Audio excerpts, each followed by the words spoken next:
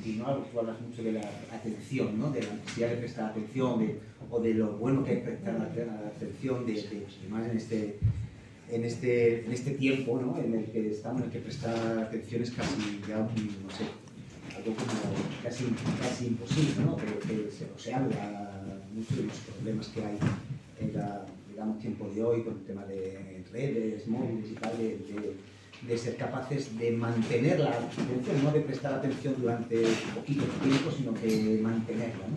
Ese maestro, digamos, yo creo que nos despierta, ¿no? Esa curiosidad, o esa, que despierta en algo en uno mismo que te hace que le prestes atención a algo, ¿no? y que despiertes a ti. Entonces ese encuentro puede ser cuando el que lo recibe del maestro, cuando recibe esa, digamos, cuando te abre esa puerta, ¿no? Y tú sientes que te la abre y te dice, mira ahí, tú además querías mirar ahí, pero a lo mejor tampoco sabías que él quería mirar, ¿no? Pero te está indicando que mira por ahí, ¿no? Y esa conexión puede ser ese encuentro, ¿no? Cuando se puede encontrar lo que uno tiene y el otro lo ha podido sacar, ¿no? Y a lo mejor sin ser consciente de ello, ¿no? Pero esa atención, esa capacidad de que le haces caso, no por el poder que tiene, que ahora se llama la intuición, poder autoridad, que hago caso no por el poder que mismo, porque has despertado algo en mí, ¿no?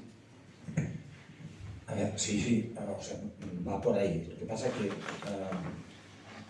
digamos, intento no hablar tanto de despertar algo en uno, sino llevar a alguien hacia algo. Es decir, que no creo demasiado en esta especie de, ¿cómo diríamos?, de mirada introspectiva hacia dentro de uno mismo para encontrar ahí... Pero como uno la siente, ¿sabes? Como uno la siente. Sí. Aquí, o sea, si me haces más preguntas, el peligro va creciendo, porque voy a dar una clase. No, la cosa es que todo hay que... A ver, yo escribo en forma de ensayo, es decir, escribo en forma de ensayo porque me parece una bonita forma de escribir, pero intento que haya rigor, es decir, que la forma ensayística no es que sea ajena, digamos, a un planteamiento conceptual. Intento en los libros que escribo articular una especie de filosofía, pero esta filosofía no la comunico como un tratado. Podría hacer un tratado de antropología filosófica, es decir, un tratado de cómo entiendo eso que decía antes, la situación humana fundamental, ¿no? Con unos capítulos todo muy ordenado, digamos, pero no he hecho esto, sino que opto por la escritura más ensayística, pero los conceptos también. Entonces, estos conceptos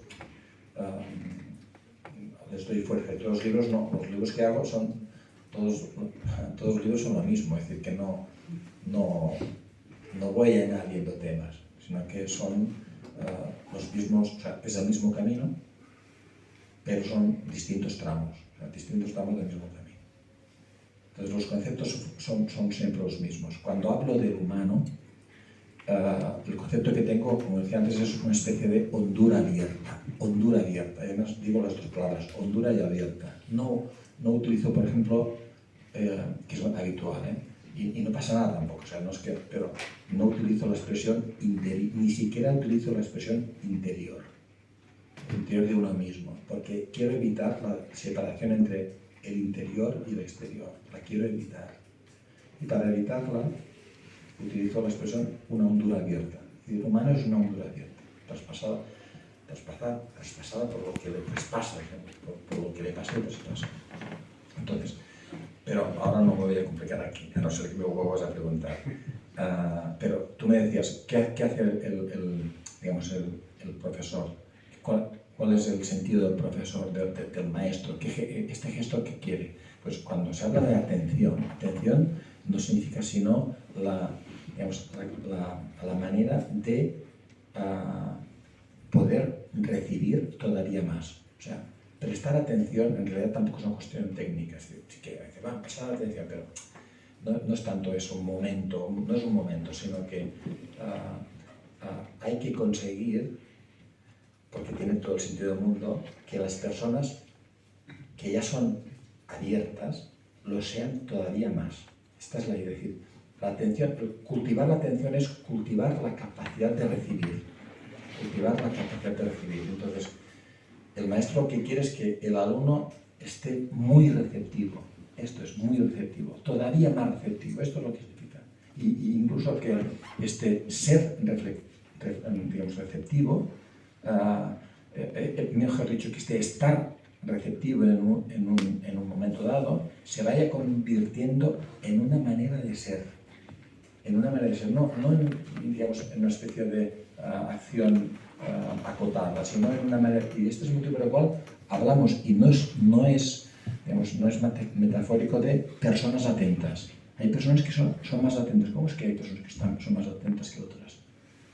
¿Qué significa que una persona es más atenta? Está como más abierta a lo que ocurre a su alrededor, está más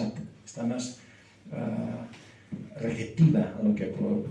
¿Y qué es lo contrario de la atención? Lo contrario de la atención es, obviamente, si la atención es esta receptividad, esta apertura, lo contrario es la cerrazón, es decir, el cerrarse, ¿no? El que haya personas muy cerradas, ¿no? Muy frías, de cierto modo más inhumanas. Es decir, la frialdad, una persona fría es una persona que en cierto modo tiene una carencia de humanidad, ¿no? Hay algo que ahí falta, hay algo que ahí es como está en defecto. Por tanto, cuando se habla de atención, se habla de una especie de horizonte en el que las personas están muy abiertas ¿a qué? Sobre todo a los demás, pero también, evidentemente, a la belleza del mundo, porque el mundo en el sitio este más estricto es lo que se manifiesta, es decir, el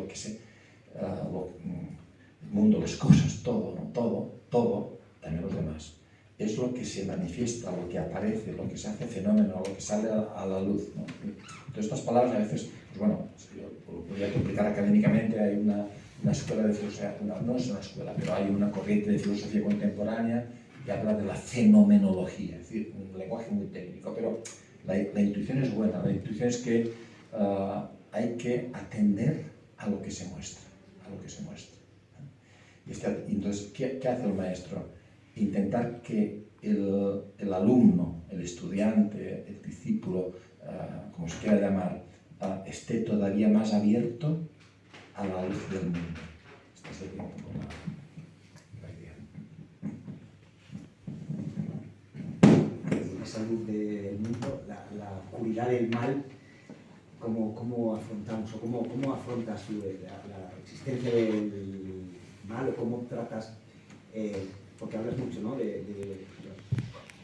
de no hacer el mal, ¿no? Como un principio filosófico, como un principio de vida, y tratar de la escuela, porque fíjate, cuando hablas de la escuela te tocas el tema violencia también, dices cuando hay solo un caso, ¿no? Cuando hay un acto de violencia en la escuela es como, ya no hay escuela, ¿no? Es como un fracaso, ¿no? Que algo pasa, ¿no? ¿Cómo abordas, ¿no? este asunto de la existencia del mal y de la violencia, de la indiferencia, que hablas mucho de eso, ¿no? Como uno de los grandes males, ¿no? ¿Cómo abordas tú en esta escuela del alma esas situaciones o ese escenario? Porque claro, al final la escuela tampoco es una isla dentro del mundo, aunque quizá debiera, pero no lo es, ¿no? ¿Cómo lo has abordado? La existencia del mal y de la diferencia y en esas relaciones entre unos y otros que se dan dentro de la escuela. Bueno, aquí, digamos, en este punto es inevitable el hecho de que se haga una cierta, como diría, un cierto diagnóstico de lo que ocurre en la sociedad contemporánea, que es una sociedad violenta, es una sociedad bastante violenta. Y no es porque tenga añoranza, ya lo decía antes, de sociedades pasadas, es decir, el mundo no ha ido bien casi nunca. Bueno, lo que no significa, sin embargo, que el mundo no ha ido bien, pero eso no significa que no sea el caso de que siempre se han hecho cosas bien. que esta es siempre ha habido mucha guerra, siempre ha habido mucha violencia, siempre ha habido mucho mal. Y sin embargo, se han hecho cosas muy bien. Y ha habido gente muy bondadosa. Y se han hecho cosas magníficas, pero cosas magníficas no de las que constan en las historias de las enciclopedias, sino cosas anónimas, digamos, gente que ha vivido con una honradez, con una bondad increíbles. Bueno, pero lo que quiero decir es que vivimos en una sociedad difícil, porque hay violencia, mucha violencia. Entonces, la escuela, el gesto que decía antes, este gesto de mirad, esto vale la pena, este gesto en principio no tiene que llevarse a cabo en un ambiente nada violento. ¿Por qué? Nada violento, ¿por qué? Porque es como una especie de compartir la belleza del mundo. ¿Cómo vas a compartir la belleza del mundo con violencia? Es que es contradictorio. Entonces lo que digo es que quizá hoy no prestamos suficiente atención a la violencia que hay también en los espacios que llamamos escolares. O sea, a mí eso me parece terrible. No creo que haya nada peor que la violencia. Bueno, peor. Hay otras cosas peores, pero esta es de las peores, de las más malas, ¿no? Y que cuando hay violencia en esos lugares que llamamos escuela. Yo lo que digo es que cuando hay violencia, pues la luz de la escuela se apaga. Y mientras hay violencia, pues no hay escuela.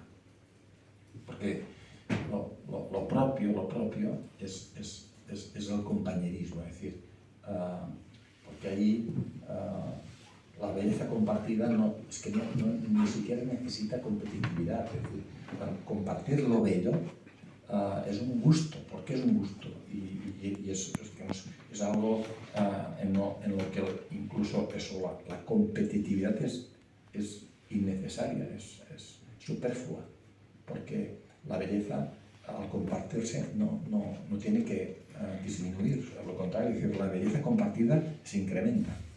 O sea, no es un bien crematístico, ¿no? Es que el mundo lo podemos compartir, la belleza del mundo, una puesta de sol, como el Pequeño Príncipe, que le gustaban mucho las puestas de sol, pues bueno, si tuviera un compañero serían dos y habría menos, habría menos belleza, no, o sea, habría más belleza. Es curioso, ¿no? Entonces no hay competitividad en ese gesto.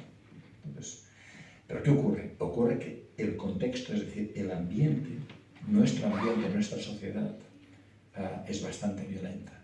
¿Y qué ocurre con estos lugares que han de resistir la colonización de estas fuerzas, digamos, que vienen desde fuera y que traspasan los umbrales?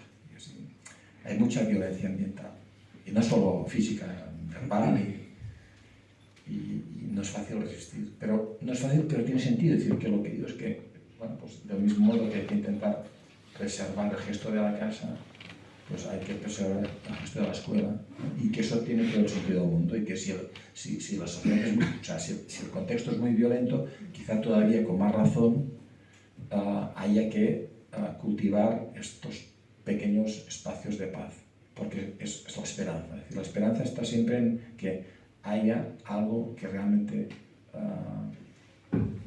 sea bello y bueno, porque eso a lo mejor en un momento dado es marginal, pero lo marginal puede fecundar. O sea, el problema siempre es que no haya ni siquiera lo marginal. Cuando en los márgenes, pero hay algo que merece la pena, esto es la resistencia, en definitiva. La resistencia, yo publiqué la resistencia íntima, y ahí va en este sentido. La resistencia íntima significa, íntima, no interior.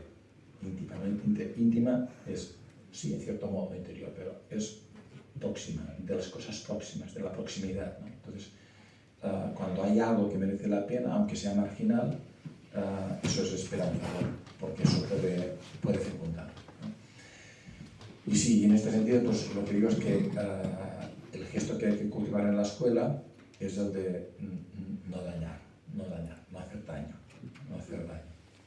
Porque no hacer daño, aunque parezca negativo, es posible, o sea, aunque parezca una pura negación, no hacer daño, es decir, bueno, podrías decir, es que no hacer daño es es, en verdad, procurar no hacer daño. Es decir, cuando la gente joven procura no hacer daño a los demás, esto es una maravilla. Porque tener cuidado de no pisar a nadie, no dejar a nadie al margen. Esto es todo. Esto es realmente la atención. Esto es la no indiferencia. Esto es la no indiferencia. Entonces, sí, digo que en este sentido es el presupuesto, o sea, es uno de los presupuestos de este gesto fundamental, el cultivar la bondad en este sentido. Es decir, si no se quiere utilizar la palabra bondad, pues la palabra fraternidad, solidaridad son buenas también. Pero sobre todo esto, ¿no? Cultivar el no hacer daño, procurar no hacer daño. Y con la finalidad, con una escuela donde tratamos con esa fraternidad, ¿no? De compañerismo para prestar la atención a esa belleza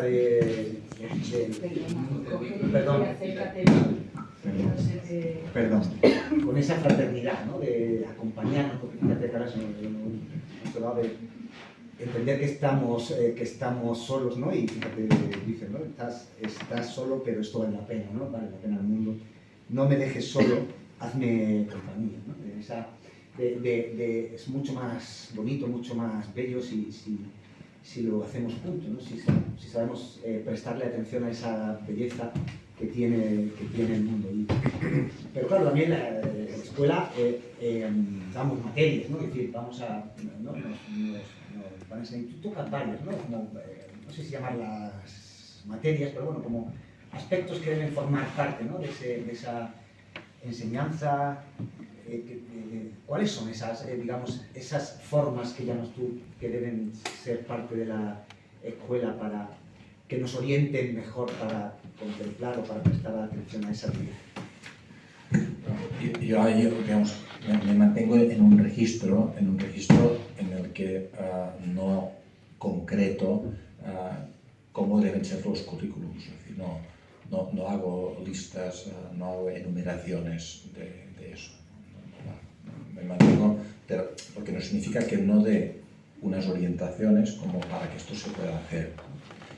Por una parte, una primera cosa que diría, y voy a ser breve, es que en general no se trata de llenar más de la cuenta, ¿sí? No se trata de llenar más de la cuenta. Hay mucha desorientación digamos, en el mundo pedagógico, hay mucha desorientación que a veces pues se traducen simplemente en que los currículums se van llenando. Más cosas.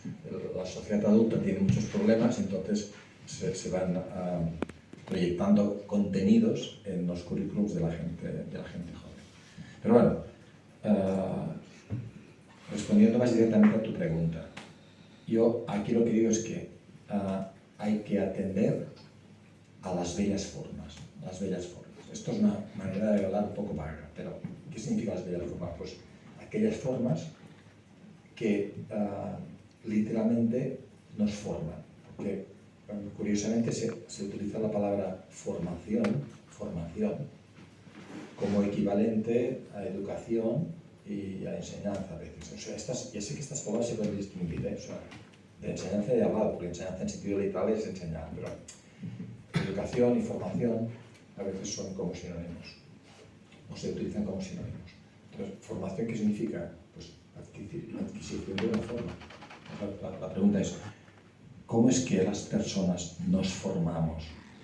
¿Qué significa que nos formamos? Significa que, en cierto modo, hay algo relativo a la forma.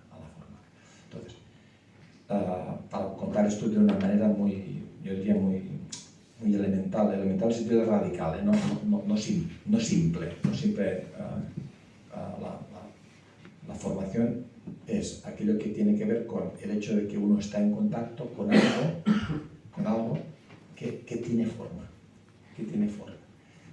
¿Qué es lo contrario de la forma? Lo contrario de la forma es el caos. El caos tiene muchas digamos, expresiones, muchos aspectos. Es verdad que como hay de todo, pues hay también ahora modernamente o contemporáneamente hay teorías del caos, pero yo creo que aquí la expresión es inadecuada, no deberían llamarse teorías del caos, pero bueno, tampoco puedes poner límites del lenguaje, es un poco totalitario. Pero sin embargo, digamos, la idea clásica es lo contrario de la forma es el caos. Caos significa básicamente lo abismal y lo indeterminado, lo oscuro, abismal, indeterminado. Esto es caos. Entonces, ¿qué es la forma? La forma es lo que se aleja del caos. Lo que se aleja del caos. Cuando nosotros hablamos de mundo, decimos las cosas del mundo, las cosas del mundo. Mundo es lo contrario de caos ya. El mundo es mundo porque no es caótico. Mundo significa pues las formas de las cosas, las formas de la naturaleza. Pero el mundo también es el mundo de las entidades abstractas, ¿no?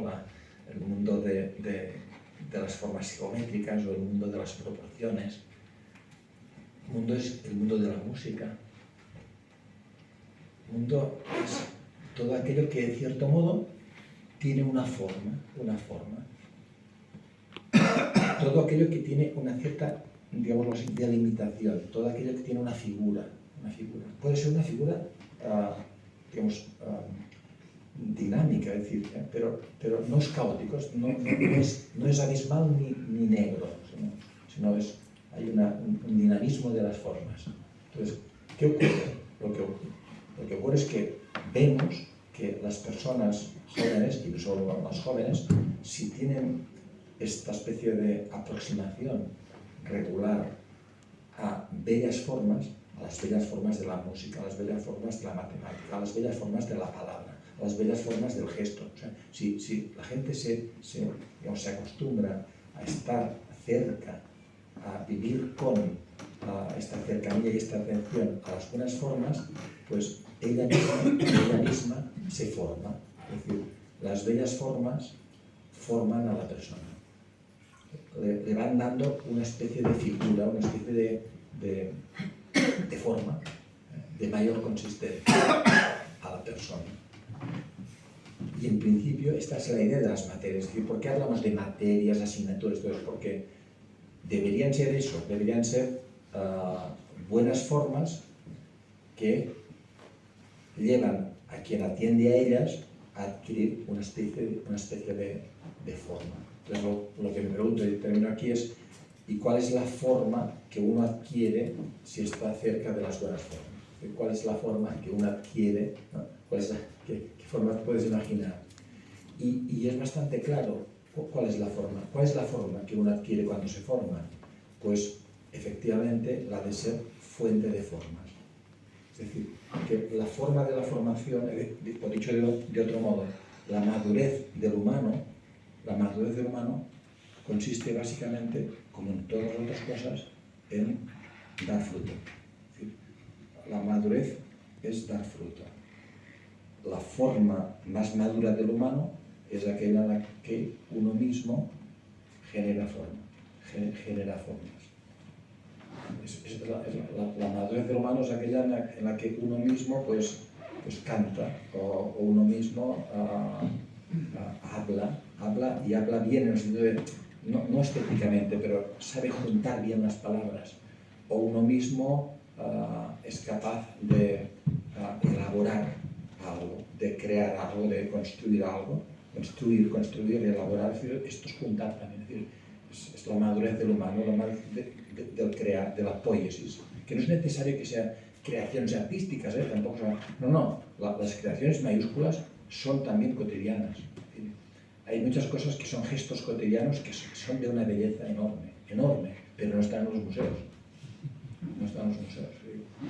Pero sí tienen que ver con la forma. Es decir, cuando una persona saluda, el saludo que una persona salude a otra, esto es una maravilla. Sí que es un gesto automático, pero nunca es del todo automático. Y además, detrás del automatismo hay un sentido. Es decir, ¿cómo es que cuando dos personas se encuentran, se saludan? O se despiden. Hasta pronto. O sea, o a Dios. A Dios es una maravilla. Sí, como dices, no sé cómo dices exactamente, dice, cuando nos decimos buenos los días, hagamos de eso, ¿no? Que no sea solamente eso, que no lo digamos solo, sino que hagamos que sea un día bueno, ¿no? Que no solamente sea decirlo, ¿no? Sino que sea ese automatismo que hablas, ¿no? Fíjate, que vas hablando que era donde quería llegar ahora, ese periodo de madurez, ¿no? Donde que no hay escuela, ¿no? Porque no hay escuela, digamos, hay escuela para personas mayores, pero como que no estamos, el sistema, ¿no? No está estructurado para esa escuela cuando eres una persona madura, una persona adulta, pero hay una forma de prestar atención, porque tú hablas, no sé si me equivoco, seguramente sí, pero fíjate, ese prestar atención a lo que el mundo, ya hablas de contemplar el mundo, ¿no? Y fíjate que hablas cuando eres una persona en una edad como más adulta, fíjate que hablas del concepto de ser libre cuando tomas distancia del mundo. Esa distancia se da con la edad, ¿no? ¿Contemplas de otra forma? Cuando vas siendo mayor, ¿lo contemplas de otra forma? No, creo que sé a lo que te refieres, porque digamos que es verdad que en el libro hago como una especie de secuencia. Sí, una especie de secuencia. Cuando llegues a esa edad madura, cuando llegues a ese recogimiento, esa contemplación, yo lo percibo cuando lo escribes como si fuera una forma distinta, evidentemente porque estás en otra fase, estás en otra fase, en otro aprendizaje, ¿no? Y ¿crees que hay otra forma de contemplar el mundo, de admirarlo cuando estás en esa edad? A ver, sí, aquí digamos, lo que intento en el libro es mostrar indicar como una especie de secuencia, y sí que es verdad que hacia el final, los últimos capítulos los dedico a lo que sería precisamente esto que ahora llamaba la madurez, ¿no? La madurez. Pero la madurez no significa que aún así el camino, digamos, de la atención esté ya terminado, es decir, que nunca uno es lo suficientemente maduro, nunca uno termina de dar todos los frutos que podría dar, que en este sentido el gesto de la escuela y el de ir haciendo camino no se termina nunca. Y yo creo que ahí también se puede mantener un concepto amplio de escuela, es decir, que cuando uno lee un libro está yendo a escuela, y cuando uno pues sí, está prestando atención a algo que merece la pena, en cierto modo está yendo a escuela. La escuela no se termina nunca porque el gesto tampoco se termina. Bueno, ahí hablo en estos últimos capítulos de lo que podrían ser, lo que digo ahí son indicios de madurez. Es decir, yo hablo de la madurez del humano. Bueno, pues, ¿cuáles son los indicios de madurez? O sea, algunos indicios, como aquello que decía mi maestro, o sea, vas bien. ¿Cuáles son los indicios, algunos indicios de que uno va bien? Entonces ahí lo que digo es que fundamentalmente la madurez tiene que ver con responder bien a la situación. O sea, esto no es tanto la distancia, sino responder bien a la situación. O sea, yo creo que el ser humano es aquel que tiene que responder, puede responder a la situación. Cada situación es como una especie de invitación a algo. Las situaciones piden algo. O sea, es como si nos invitaran a hacer algo, o nos pidiesen, o nos interpelasen, nos solicitasen a hacer algo. Y el humano es el que, el humano si está en esta madurez, responde bien. Responder bien es ser libre. Es decir, la libertad no la entiendo de una manera diferente a esta. Es decir, no, la libertad no es hacer lo que uno quiere, o poder hacer lo que uno quiere. Me parece un concepto tan pobre de libertad. O sea, libertad es poder responder bien a la situación. Esto es. O sea, el libre es quien realmente responde bien, porque es quien ha escuchado mejor, ha leído mejor la situación y es capaz de responder a esa situación. Entonces, ahí lo que digo es que hay diversas situaciones. No voy a nombrarlas todas, las principales, pero que hay diversas situaciones. Hay una situación que continúa pidiendo contemplación. O sea, la belleza del mundo pide contemplación. El mundo en su belleza, es decir, para poner el ejemplo del Pequeño Príncipe, la puesta de sol que pide, pues ser contemplada, porque es que es una maravilla realmente. ¿Sí? El cielo azul o la puesta de sol. ¿Sí? Pero no solo los cielos, también el cielo y la tierra, porque la gracia está en el horizonte, es decir, lo que junta es una maravilla. Entonces, una persona que no sea, yo digo esto del cielo azul, pero se puede poner el ejemplo que se quiera. Una persona que ante la belleza no sea capaz de contemplar, pues algo pasa, ahí hay una inmadurez. La belleza pide ser contemplada una y otra vez. Y en este sentido es porque es por este motivo por el que se habla de la vida contemplativa. Es decir, ¿por qué ha habido siempre órdenes religiosas o movimientos que se llaman contemplativos? Pues porque el gesto contemplativo sin duda es de madurez y lo que pide es repetición. Pide repetición, no se termina. Hay una repetición que es la cosa que la pide y para uno es beneficioso. O sea, una persona contemplativa es una persona que se va enriqueciendo en esta acción repetitiva. Pero hay otras situaciones que no piden contemplación, sin ninguna duda. ¿Y cuáles son estas situaciones? Pues son situaciones, como decías antes tú, de sufrimiento, de mal. ¿Qué piden estas situaciones? Piden un gesto médico. Es decir, piden, dicho de otro modo, piden ayuda. Hay situaciones que, si una persona está contemplando otra que lo está pasando muy mal, pues es que es contradictorio. El mal, el sufrimiento no pide contemplación. Es obvio, es obvio. ¿Qué pide? Acción. Pide ayuda. Entonces, este es el motivo por el cual, me refiero a esta, es una imagen, pero hay órdenes religiosas pues, que no son contemplativas, sino que son más activas, predicantes. Pero significa que se excluyen estos gestos en absoluto. Es decir, hay momentos para la contemplación y hay momentos para la acción. Lo que ocurre es que es verdad que hay un tipo de vida que prioriza una acción sobre otra, la prioriza, pero no se excluye, no se excluye en absoluto. Es decir, también conseguir este ejemplo, ¿no? En las órdenes religiosas contemplativas había acción, claro que había acción.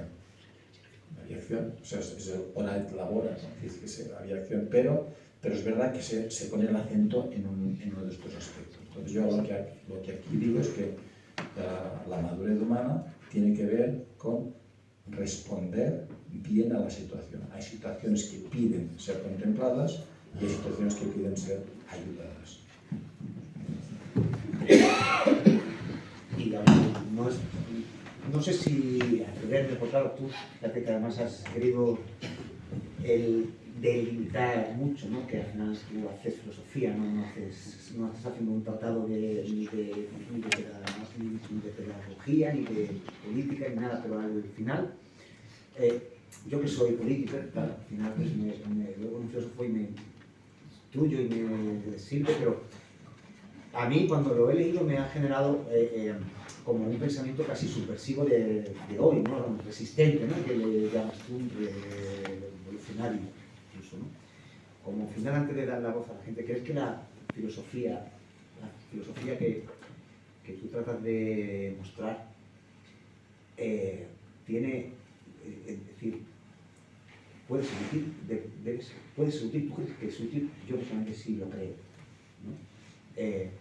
Pero ¿cómo conseguir que esa filosofía pueda ser incluso más útil ante la rudeza del mundo? Porque tú fíjate que hablas de luz, calidez, amor, bondad, belleza. La rudeza del lenguaje de hoy, de la conversación pública de hoy, en esa agresividad verbal que vemos incluso donde parece que no cabe incluso en la vida diplomática, ¿no? Lo vimos hace poco. En esa rudeza verbal que hay, esa agresividad verbal que hay, ¿cómo puede la filosofía ayudar a que caminemos como sociedad hacia otro lugar distinto al que esa crudeza verbal y salud nos puede llevar. Sé que no es el tratado de esto, no sé si me atrevo demasiado, pero para terminar, ya que te tengo aquí, me veo casi forzado, ¿no? a preguntarte casi una opinión personal, no sobre la escuela de Lima, pero como filósofo que eres y de filosofía política que das clase. Bien, ¿cómo ves esto? A ver, también voy a ser, antes no he sido tanto, pero voy a ser breve, porque me podría extender aquí mucho. Yo no entiendo la filosofía como una especie de especialidad entre otras especialidades. O sea, esto es la apariencia. La apariencia es que hay una facultad de filosofía y hay otras facultades. Hay una asignatura de filosofía y otras asignaturas. Pero la filosofía, pues no, digamos, o está por encima o está por debajo, pero no es lo mismo. Y por otra parte, bueno, está por encima o por debajo en el sentido de que todos somos filósofos o filósofas. No es una especialidad. Alude a un verbo. ¿Qué verbo? Pues pensar. Todo el mundo puede pensar. Es verdad que no todo el mundo piensa con la misma hondura. Y el pensar requiere hondura. Y a veces casi no se piensa. No se piensa muy poco. Pero en principio, pues, las personas pensamos porque intentamos buscar el sentido profundo de la vida. El sentido, o sea, intentamos buscar, no el sentido de la vida, sino también, pero las cosas de la vida que tienen sentido. Las cosas de la vida que tienen sentido. Entonces esto es una actividad que no es digamos, especial de unos cuantos, ¿no? Hay unos cuantos privilegiados como yo que, pues, bueno, mira, pues, digamos, no hacemos otra cosa que esto y es un privilegio, digamos, poderse dedicar profesionalmente a eso. Casi que es como algo que no debería ser porque es demasiado privilegiado, ¿no? Pero eso, la filosofía, en la filosofía estamos todos, es decir, en el pensamiento estamos todos, en esta especie de búsqueda de sentido estamos todos.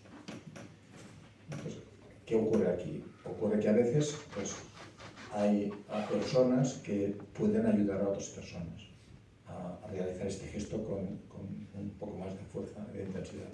Este es el motivo por el cual nosotros, bueno, leemos a gente que ha escrito hace mucho tiempo. ¿Por qué? Porque en verdad este gesto de ir hacia lo profundo no caduca ni progresa exactamente. Es decir, lo que no significa que no haya beneficio de este gesto, y tanto que lo hay.